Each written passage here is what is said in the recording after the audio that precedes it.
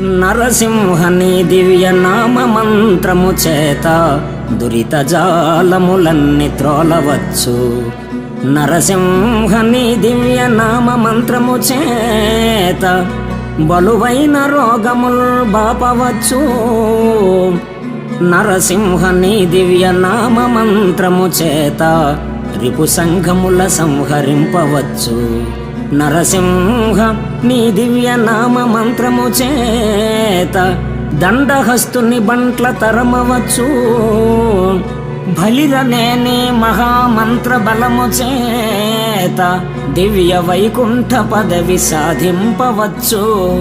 భూషణ వికాస శ్రీ ధర్మపుర నివాస దుష్ట సంహార నరసింహ దురితదో. శ్రీ లక్ష్మీ నరసింహ నీ నామ మంత్రానుష్ఠానం